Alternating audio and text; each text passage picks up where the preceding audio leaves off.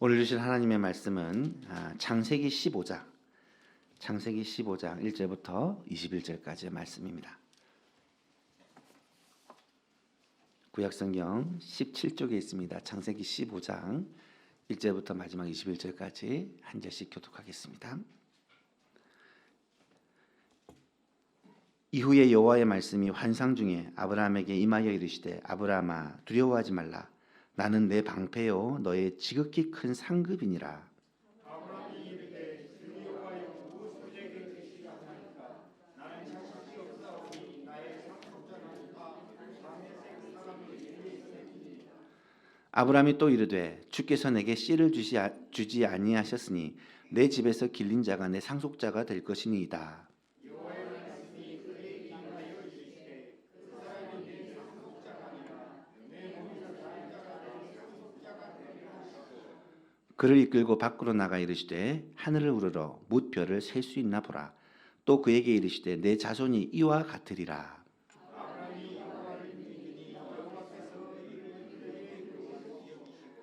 또 그에게 이르시되 나는 이 땅을 내게 주어 소유를 삼게 하려고 너를 갈대아인의 우리에서 이끌어낸 여호와니라.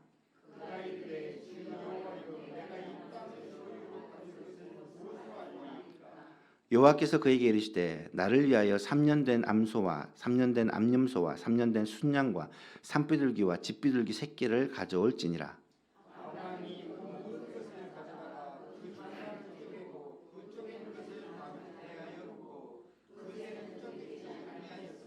솔개가 그 사체 위에 내릴 때에는 아브라함이 쫓았더라.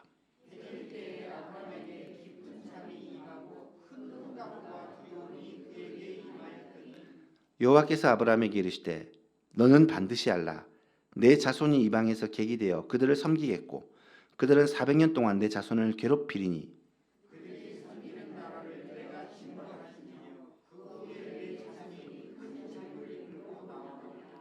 너는 장수하다가 편안히 조상에게로 돌아가 장사될 것이요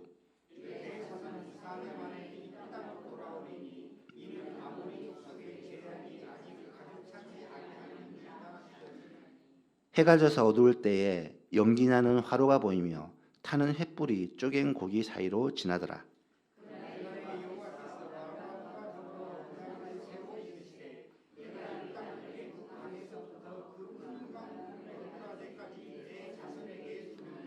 곧 겐 족속과 그니스 족속과 간몬 족속과 함께 있습니다. 아모리 족속과 가나안 족속과 기르가스 족속과 여부스 족속의 땅이니라 하셨더라. 아멘.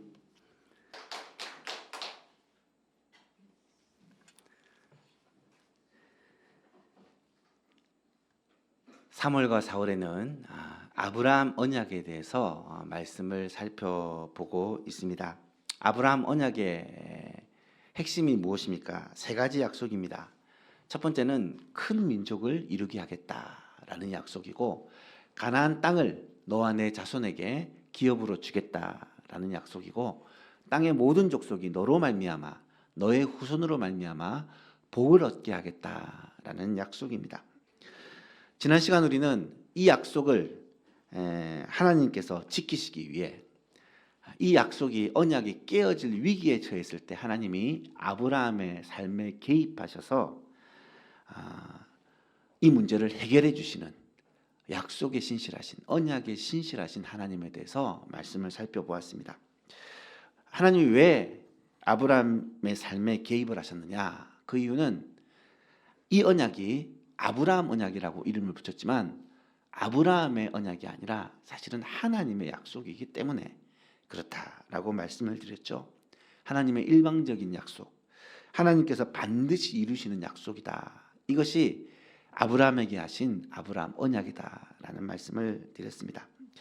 오늘은 이 아브라함 언약의 세 번째 시간이죠. 횃불 언약에 대해서 말씀을 살펴보려고 합니다. 1절에서 3절을 보니까 이후에 여호와의 말씀이 환상 중에 아브라함에게 임하여 이르시기를 아브라함아 두려워하지 말라. 나는 내 방패요 너의 지극히 큰 상급이니라. 하나님이 아브라함에게 방패가 되시고 문제 어려움을 막아주시고 하나님이 아브라함의 굉장히 큰 상급이시다라는 말이죠. 그에 대해서 아브라함이 대답하기를 주 여호와여 내게 무엇을 주시라니까? 내게 어떤 큰 상급을 주시렵니까? 분명히 하나님께서 큰 민족을 이루게 하겠다라고 하셨는데 나는 자식이 없사오니 내 상속자는 다메섹 사람 엘리에셀입니다. 아브라함이 또 말하기를 주께서 내게 큰 민족을 이룰 씨를 주시지 아니하였기 때문에 내 집에서 길리고 자란 엘리에셀이라는 신실한 종, 성실한 종이 있는데 이 종을 저의 상속자로 삼겠습니다 라고 하나님께 말씀을 드린 거예요. 그러자 하나님이 아브라함에게 이렇게 대답을 하십니다. 여호와의 말씀이 그에게 임하여 이르시되 그 사람이 엘리에셀이 내 상속자가 아니라 내 몸에서 날 자가 내 상속자가 되리라 하시고 그를 이끌고 밖으로 나가셔서 하늘을 보여주시고 하늘의 별들을 우러러 뭇 별을 다 셀 수 있는가 헤아려 보라. 그러면서 내 자손이 이 별들처럼 많게 될 것이다 라고 다시 한번 약속하는 장면이 나타납니다. 그리고 그 말씀을 아브라함이 믿었다라고 성경은 기록하고 6절에 보니까 아브라함이 여호와를 믿으니 여호와께서 이를 그의 의로 여기셨다라고 말씀하고 있습니다. 여러분, 아브라함이 하나님을 믿었다라는 것은 무엇을 의미합니까? 하나님이 하신 약속을 믿었다는 말이죠. 무슨 약속을 하셨어요? 엘리에셀이 아니라 내 몸에서 날 내 아들이 내 씨가 될 것이고 그로 말미암아 하늘의 무별과 같은 수많은 자손들이 너에게서 태어날 것이다 라는 이 약속을 아브라함이 믿은 거죠. 하나님의 이 약속, 하나님의 이 말씀을 아브라함이 믿은 것입니다. 여러분, 하나님을 믿는다라는 말은 하나님의 약속을 믿는 것이에요. 하나님의 그 말씀을 믿는 것입니다. 하나님의 말씀을 믿을 수 있는 근거가 무엇입니까? 하나님이 말씀하셨기 때문에. 이 말은 하나님의 인격을, 하나님 자신을 믿는 것이다 라고 말할 수 있는 것이죠. 아브라함은 분명히 하나님을 믿었습니다. 지금 자녀가 한 명도 없고 지금 아내 사례가 나이가 많아서 자녀를 낳기도 힘들고 현실적으로는 상황적으로는 많은 후손을 준다는 약속이 거의 불가능함에도 불구하고 아브라함은 정말로 하늘의 저 별처럼 많은 자손을 주시겠다는 그 약속을 믿은 거예요. 믿은 거예요. 하나님이 말씀하셨기 때문에 분명히 이루어 주실 것입니다 라고 믿은 것이에요. 여러분, 그 믿음이 굉장하고 대단했기 때문에 하나님이 아브라함을 네 믿음을 보니까 너는 의로운 자다라고 인정을 해주셨을까요? 여러분, 사실 아브라함의 믿음이 굉장히 대단한 믿음이 아니에요. 아브라함은 하나님이 분명히 부르실 때부터 큰 민족을 주겠다고 약속을 하셨어요. 그런데 시간이 꽤 지나도 자녀가 생기지 않자 아브라함은 조바심이 났습니다. 그리고 인간적인 방법을 자꾸 생각해요. 우리 집에서 길리는 종 중에 참 탐나는 종이 있는데 엘리에셀을 내 양자로 삼아서 내 상속자로 삼을까? 그런 생각을 해봅니다. 하나님이 그것도 아니라고 하시니까 또 어떤 지도를 합니까? 조금 지나면 16장에 보면 여종 하갈이라는 사람, 이 하갈은 아내 사라의 몸종이에요. 이 하갈에게서 아들을 낳아요. 아내 사라가 그렇게 요구를 해와가지고 하갈에게서 서자를 낳는 거예요. 그 아들을 통해서 대를 이어갈 생각을 하게 됩니다. 그게 이스마엘이잖아요. 하나님의 약속의 자녀가 아닌 엉뚱한 자녀가 태어나잖아요. 뿐만 아니라 그 후로도 아브라함은 계속해서 실수하고 넘어집니다. 어쩌면 이 아브라함의 믿음이 대단한 믿음이라기보다는 연약한 믿음입니다. 불안한 믿음입니다. 이 불안하고도 연약한 믿음을 보시고는 하나님께서 뭐라고 말씀하셨느냐? 그 믿음을 그의 의로 여기셨다. 사랑하는 예수만 교신 여러분, 혹시 여러분 가운데 내 믿음이 참 연약하다, 작다, 적다라고 생각해서 걱정하고 염려하는 분이 계십니까? 나는 참 믿음이 연약해서 하나님을 의심할 때도 많고 믿음이 약해서 시험 받을 때도 많은데 이 믿음 가지고 과연 구원받을 수 있을까? 이 믿음 가지고 하나님 앞에 설 수 있을까? 근심 걱정하시는 분들이 계십니까? 여러분, 하나님은 믿음이 크고 적은 것을 보시는 것이 아니에요. 여러분, 감기에 걸렸다고 해봅시다. 열이 막 나요. 열을 내리기 위해서 뭘 먹어야 되죠? 해열제를 먹어야 돼요. 나이 많은 할머니가 해열제를 먹는데 막 손이 떨리고 몸이 약하니까 이 해열제 먹는 것도 힘들어요. 겨우 뚜껑 열어가지고 덜덜덜 떨리는 손으로 해열제를 먹고 물을 삼켰어요. 젊은 청년은 해열제를 막 집에 확 던져놓고 물을 확 삼켰어요. 두 사람 중에 누가 열이 내렸을까요? 둘 다 내렸죠. 여러분, 어떻게 먹느냐가 중요한 게 아니에요. 무엇을 먹느냐가 중요한 거예요. 우리가 하나님을 믿는다고 할 때 우리의 믿음이 중요한 게 아니라 우리가 믿는 하나님이 중요하단 말이에요. 예수님은 제자들에게 이런 말씀을 하세요. 이르시되 너희 믿음이 적은 까닭이라. 진실로 너희에게 이르노니 만일 너희에게 믿음이 겨자씨 한 알만큼만 있으면 이 산을 명하여 여기서 저기로 옮겨지라 하면 그대로 될 것이요 또 너희가 못할 것이 없으리라. 겨자씨 한 알만큼의 믿음. 여러분, 이거는 가장 작은 믿음을 비유한 거잖아요. 아주 작은 믿음. 이 믿음만 있어도 엄청난 능력을 행할 수 있다는 말은 무슨 의미겠어요? 이것은 우리의 믿음이 중요하고 우리의 믿음이 힘이 있는 게 아니라 우리가 믿는 하나님이 중요하고 우리가 믿는 그분이 능력이 있다는 말이에요.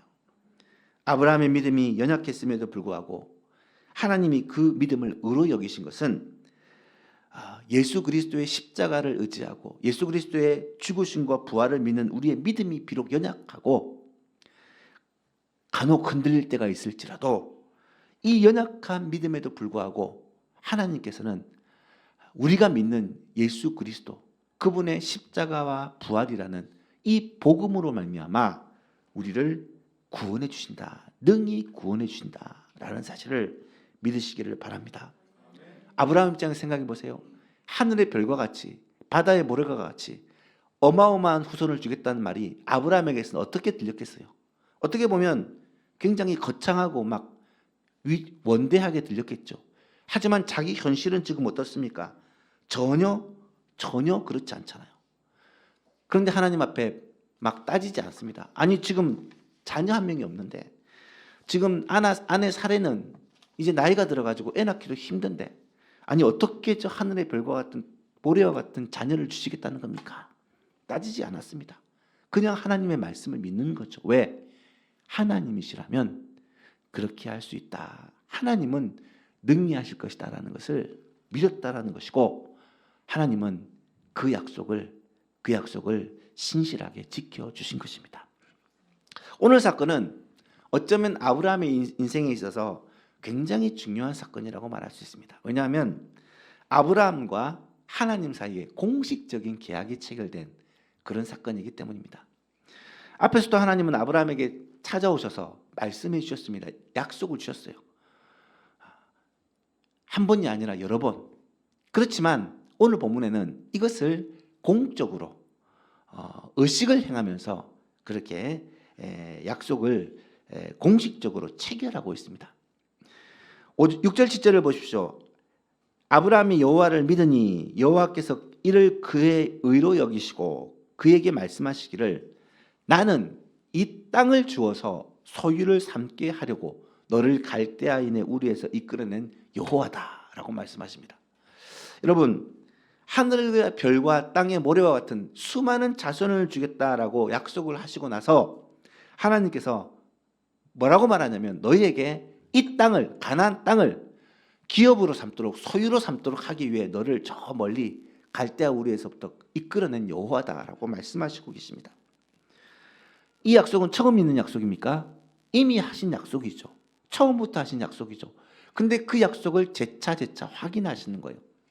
왜 하나님께서 이 약속들을 계속 확인하고 계실까? 하나님의 약속이 주어졌고 그 약속을 믿고 가면 되는데 세월이 지나도 약속이 눈에 보이지 않으니까 현실이 안 되니까 조바심이 나게 된 거예요. 자녀를 주신다는데 많은 큰 민족을 주신다는데 왜 한 명도 아들이 없지? 이 땅을 주신다는데 왜 우리가 살 수 있는 땅이 없어서 자꾸 이곳저곳 옮겨 다녀야만 하지? 이런 의심이 분명히 들었을 것입니다. 하나님은 이 아브라함의 믿음이 연약해지지 않도록 아브라함에게 자주 찾아오셔서 이 약속을 확인하시고 또 확인해 주신 거죠. 이때 아브라함은 하나님께 그러면 하나님 증표를 보여주십시오. 증거를 보여주십시오. 8절에 아브라함이 말하기를 주 여호와여 내가 이 땅을 소유로 받을 것이라는 그 증거를 한번 보여주십시오. 어떻게 알 수 있겠습니까? 그러자 하나님은 매우 구체적인 지시를 내리십니다. 9절에서 11절을 보니까 하나님이 아브라함에게 말씀하시기를 나를 위하여 3년 된 암소와 3년 된 암염소와 3년 된 순양과 산비둘기와 집비둘기 새끼를 가지고 오라. 아브라함이 그 모든 것을 가져다가 그 중간을 쪼개고 그 쪼갠 것을 마주 대하여 놓고 새는 쪼개지 않고 기다리는 거예요.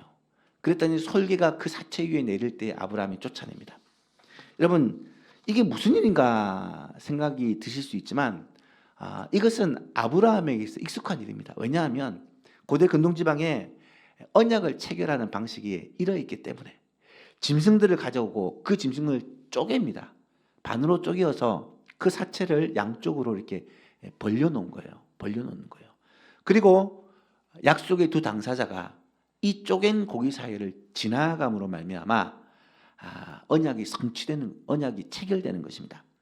히브리어로 언약을 체결하다, 언약을 맺다라고 할 때 카라 버리트라는 단어를 쓰는데 이 버리트가 언약이고 카라가 쪼개다라는 말이거든요. 그래서 언약을 쪼개다라는 표현을 쓰는 이유가 바로 이런 언약 체결 방식 때문입니다. 이 말은 어떤 의미겠습니까? 만약에 우리가 이 언약을 어기면, 이 약속을 어기면 이 짐승처럼 쪼개질 것이다. 내가 생명을 걸고 반드시 이 언약을 지킨다라는 그런 약속이 이 행위에 담겨 있는 것이죠. 이제 하나님이 아브라함과 공식적인 언약을 체결하려고 해요. 그래서 아브라함이 짐승을 다 준비해서 쪼개놓고 이제 기다리는 거예요. 근데 하나님이 오시지 않습니다.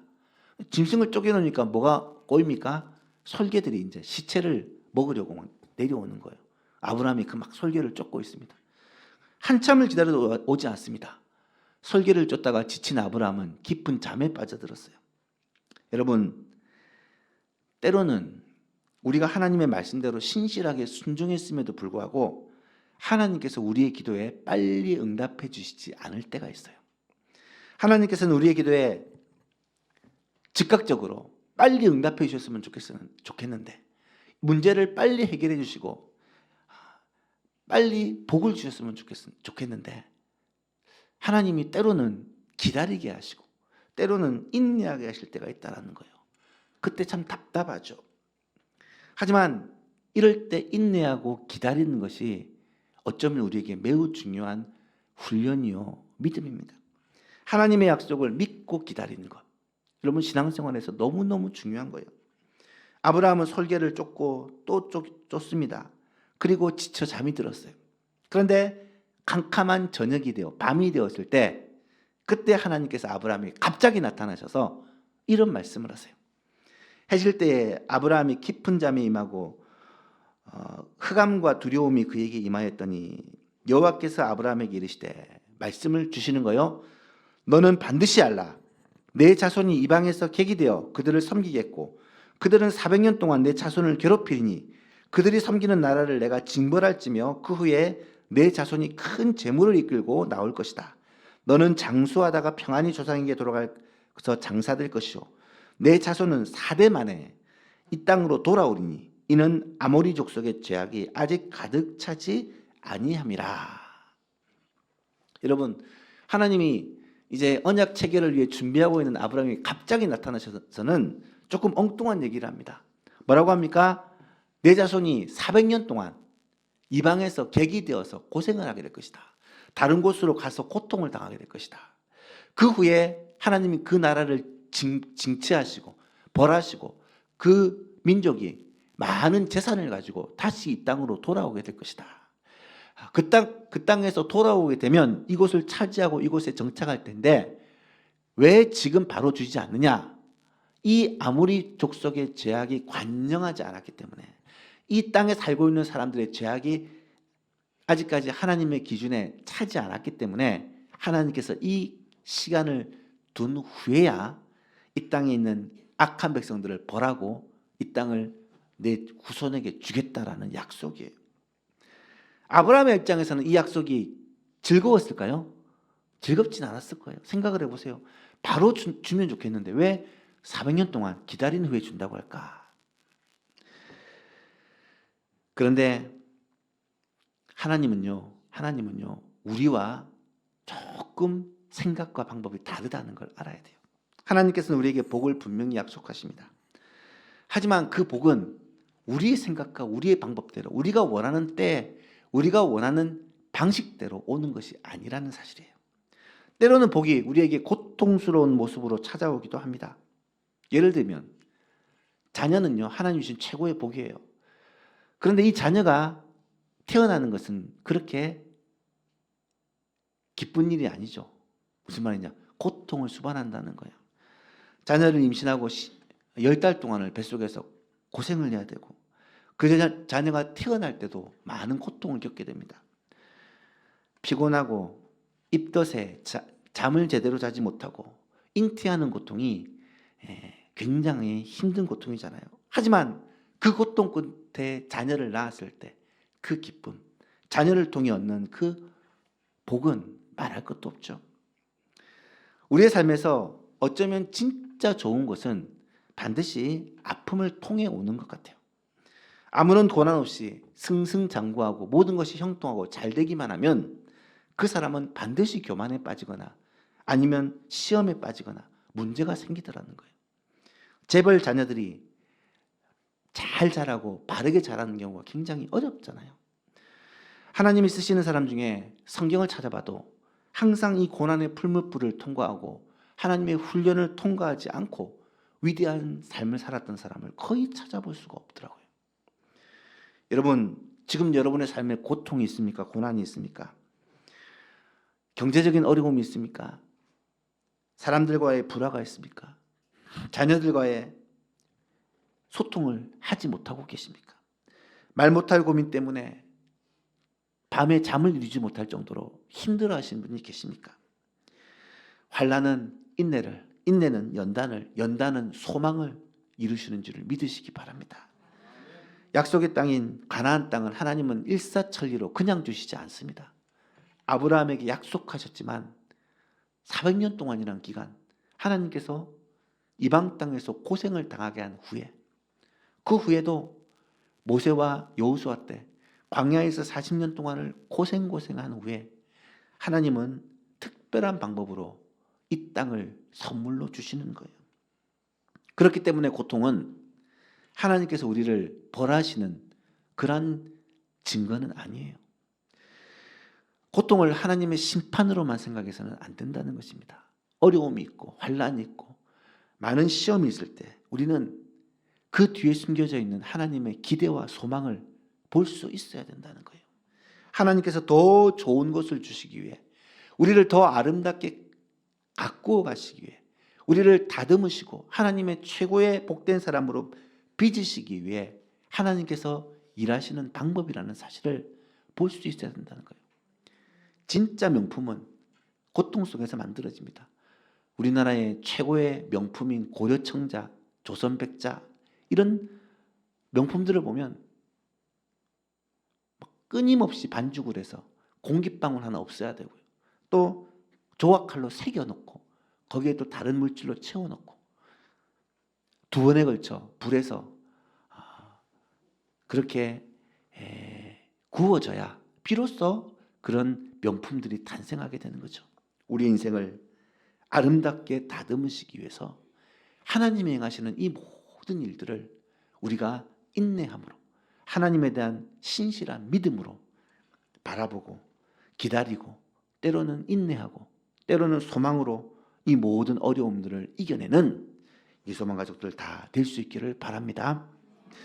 해가 져서 어두울 때 연기가 나는 화로가 보이며 타는 횃불이 쪼갠 고기의 사이를 지나는 일이 일어납니다. 17절에 보니까 캄캄한 밤이에요. 갑자기 연기 나는 화로가 눈에 보입니다. 그러니 그 화로로부터 횃불 하나가, 불이 이글이글 탄 횃불 하나가 탁 나와가지고 아브라함이 쪼개놓은 그 고기 사이를 횃불이 唰 지나가 버리는 거예요. 이래서 이것을 횃불 언약이다라고 부릅니다. 여러분, 이것은 뭘 말하겠습니까? 이 횃불은 하나님을 상징하는 거예요. 하나님은 영이시고 직접 나타나실 수 없으니까 횃불로 하나님의 임재가 묘사된 거예요. 하나님이 지금 이 쪼갠 고기 사이를 지난 거예요. 아브라함은 어떤 것을 기대했겠어요? 하나님이 임재하셔서 자신과 함께 이 쪼갠 고기 사이를 지나며 언약을 맺는 것을 상상했겠죠. 그런데 하나님께서는 아브라함이 미처 비몽사몽간에 일어나서 하나님을 만날 준비도 하기 전에 갑자기 하늘에서 이 횃불이 날아와 쪼갠 고기 사이를 통과해 버린 거예요. 이것은 뭘 말하겠어요? 하나님께서 홀로 쪼갠 고기 사이를 지난 거예요. 하나님께서 이 약속을 지금 혼자 일방적으로 맺고 계신 거예요.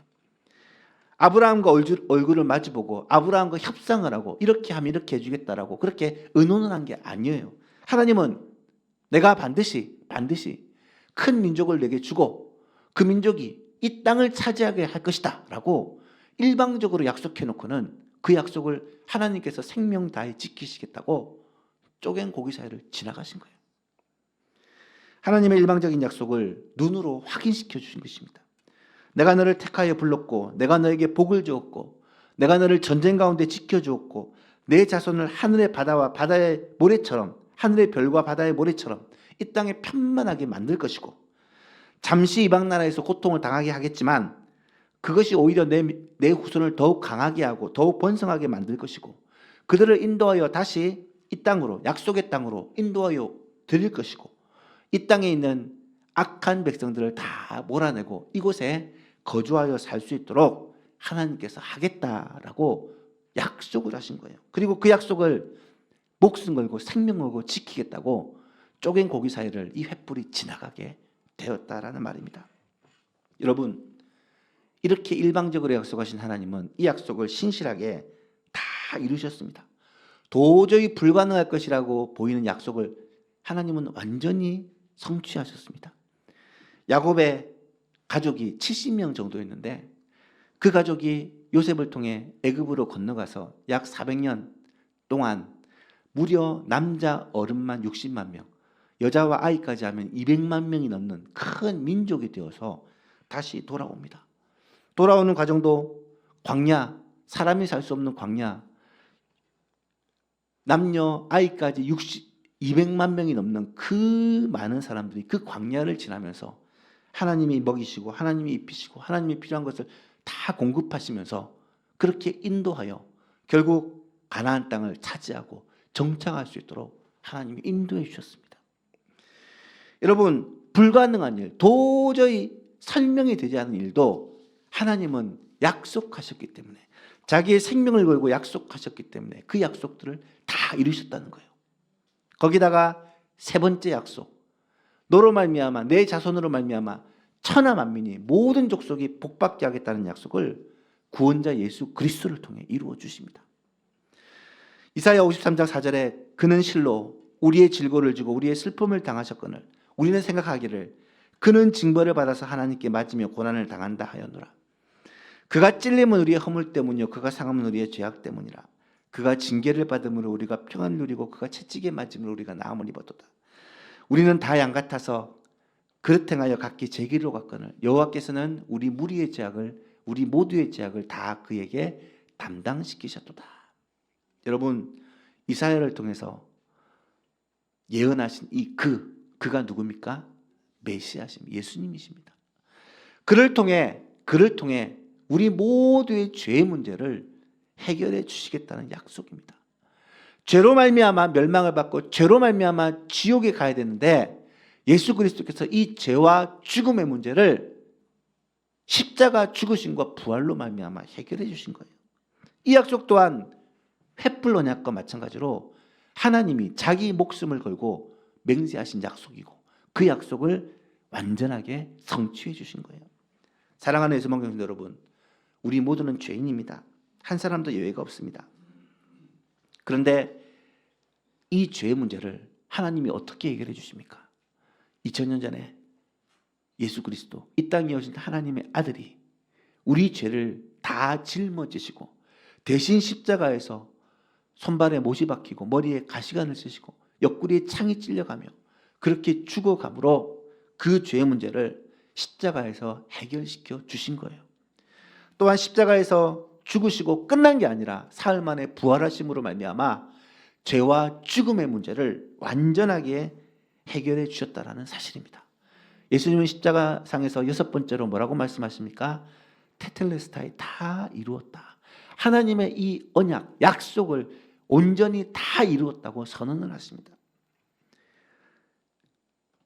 죄 하나 없으신 그분이 우리의 죄를 다 담당하셔서 이 죄를 해결해 주심으로 말미암아 우리는 예수 그리스도 안에서 구원의 복, 영생의 복, 진짜 복을 받아 누릴 수 있게 되었다는 말입니다.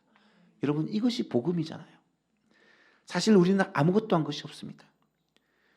그런 나를 하나님께서 의롭다고 선언해 준 거예요. 아브라함이 하나님을 믿었다. 하나님의 말씀을 믿었다.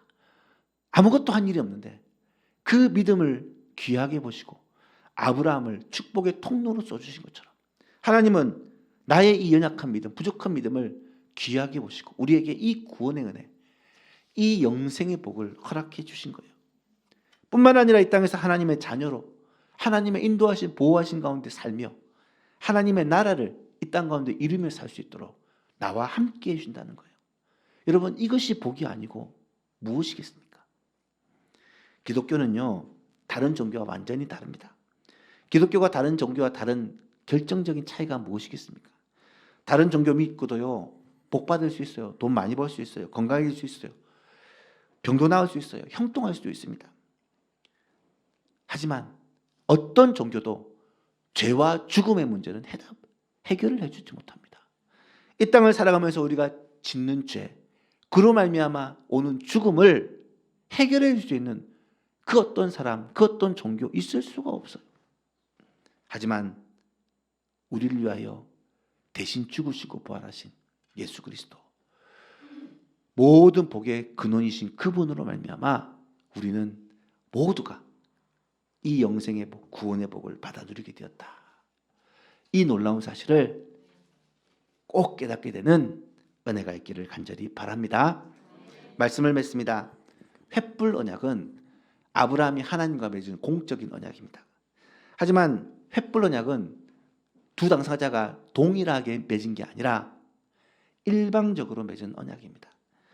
이 언약은 하나님께서 혼자 쪼갠 고기 사이를 지나시면서 내가 생명 걸고 목숨 걸고 이 약속을 지키시겠다고 약속하시고 실제로 자신의 몸과 피를 흘려주시고 죽으심으로 이 약속을 성취해 주셨습니다. 사랑하는 성도 여러분, 횃불 언약을 통해 복음을 깨닫게 될 수 있기를 바랍니다. 구원의 모든 것은 일방적인 하나님의 은혜입니다. 예수 그리스도의 십자가 구속 사건은 하나님께서 우리를 위하여 태초부터 준비하시고 계획하시고 진행해 오신 하나님의 완전하신 작품입니다. 하나님은 이 모든 것을 우리를 위해서 다 준비해 놓고 다 행하신 후에 우리를 향해 이것을 믿으라고만 말씀하세요. 믿는다라는 것은 우리의 어떤 의를 얘기하는 게 아니라 하나님께서 선물을 아름답게 포장해서 선물을 우리에게 주시면서 받으라는 거예요. 받으라는 거예요. 우리는 믿음으로 그 하나님의 은혜를 받으면 되는 거예요. 믿음 자체가 소중한 것이 아니라 이 하나님이신 구원의 선물이 소중한 거예요. 믿음이 중요한 게 아니라 믿는 내가 중요한 게 아니라 이 믿음을 주신 하나님이 중요하신 거예요. 믿음으로 이 은혜의 선물을 받고 하나님의 이 약속을 신뢰하는 저와 여러분 될 수 있기를 간절히 바랍니다. 우리의 소망교회가 정말로 이번 고난주간과 부활주의를 지내면서 우리를 위하여 가장 좋은 선물, 가장 위대한 이 선물을 주신 하나님의 그 은혜를 깊이 깨닫고 그 은혜를 받아서 누리며 정말 하나님 앞에 이 놀라운 은혜와 복을 하나님 정말로 누리며 감사하며 찬송하며 기뻐하는 그러한 부활의 축제를 경험하는 예수망교회가 될 수 있기를 우리 주 예수 그리스도의 이름으로 축복합니다.